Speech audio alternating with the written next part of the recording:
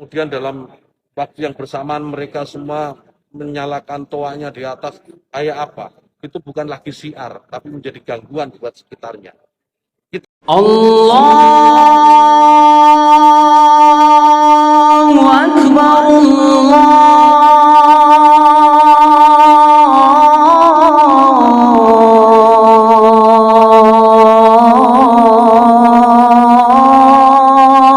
Akbar.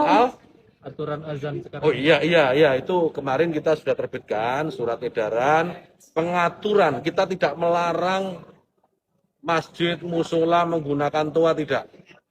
Silahkan, karena kita tahu itu bagian dari syiar agama Islam, ya. Tetapi ini harus diatur tentu saja. Diatur bagaimana volume speakernya, gitu. Toanya itu nggak boleh kenceng-kenceng, 100 desibel maksimal. Diatur bagaimana kapan mereka bisa mulai menggunakan speaker itu sebelum adzan dan setelah adzan, bagaimana menggunakan speaker di dalam dan seterusnya. Tidak ada pelarangan. Ini aturan ini dibuat semata-mata hanya untuk membuat masyarakat kita semakin harmonis, meningkatkan manfaat dan mengurangi mafsadat. Jadi menambah manfaat dan mengurangi ketidakmanfaatan. Karena kita tahu, misalnya ya, kita tahu di daerah yang mayoritas muslim, hampir setiap 100 meter, 200 meter itu ada musola masjid. Ya, bayangkan kalau kemudian dalam waktu yang bersamaan mereka semua menyalakan toanya di atas, kayak apa? Itu bukan lagi syiar, tapi menjadi gangguan buat sekitarnya. Kita bayangkan lagi, kita ini muslim, saya ini muslim saya hidup di lingkungan non muslim. Ya. Kemudian rumah ibadah saudara-saudara kita non muslim itu bunyikan toa sehari 5 kali dengan kenceng-kenceng secara bersamaan, itu rasanya bagaimana? Yang paling sederhana lagi, tetangga kita ini, kalau kita hidup dalam satu komplek itu misalnya, kiri, kanan, depan, belakang pelihara anjing semua. Misalnya, menggonggong dalam waktu yang bersamaan, kita ini terganggu enggak? Artinya apa? Bahwa suara-suara, ya suara-suara ini, apapun suara itu ya, ini harus kita atur, supaya tidak menjadi gangguan. Ya, speaker.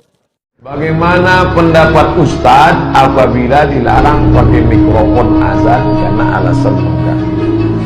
Bunyi azan itu apa? Lafaz Allah kan?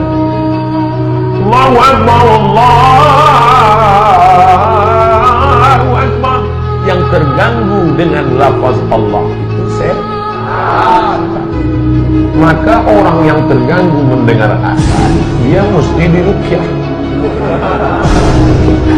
Kumpulkan se-Indonesia ini berapa anggota DPR, pejabat, orang kaya yang terganggu mendengar azan, diadakan ruqyah masal. Lokasinya kalau tak punya tempat, bawa di Masjid Nurul. Nanti buat tablik akbar, ruqyah masal para penentang azan. Jangan coba-coba mengatur azan di negeri Indonesia. Indonesia merdeka dengan perjuangan orang Islam dan para ulama. Tidak ada orang yang terganggu dengan suara azan. 6 presiden telah menjadi presiden Republik Indonesia. Tidak ada orang terganggu dengan suara azan.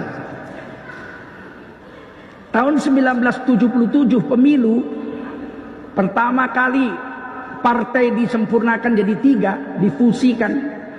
Partai Kristen, Partai Protestan, Partai Murba, Partai Nasional, ini dikumpul menjadi PDI Perjuangan. Waktu itu belum ada Perjuangan PDI. Partai-partai Islam, Partai Masyumi, Parmusi, Masyumi sudah bubar, dibubarkan Bung Karno tahun 60. Parmusi, Partai NU, Partai Perti, Persatuan Tarbiyah Islamiyah, dan lain-lain yang partai-partai Islam dijadikan satu menjadi P3, lambangnya Ka'bah, dan sekretaris bersama Golkar. 3 partai. Waktu itu ribut soal azan. Kementerian Agama menulis aturan-aturan azan, tidak boleh keras, volumenya harus dikecilin, tidak boleh lama-lama kalau ada pengajian, Khutbah Jumat tidak boleh pakai mic yang dicorong, harus di dalam saja. Pengajian juga begitu. Terahim juga dilarang dan sebagainya, sudah dibuat. Begitu itu disosialisasikan, seluruh ulama se-Indonesia menolak dengan keras. Saya masih sekolah SMP. Tapi saya mendengar kaset rekaman Kiai Haji Syukron Ma'mun, tokoh NU, berpidato sekeras-kerasnya di depan Wakil Presiden Republik Indonesia Bapak Sudarmono. Jangan coba-coba mengatur azan di negeri Indonesia. Indonesia merdeka dengan perjuangan orang Islam dan para ulama. Pak Harto membatalkan aturan itu. Kurang apa kuatnya Pak Harto 32 tahun jadi presiden? Nggak main paksa.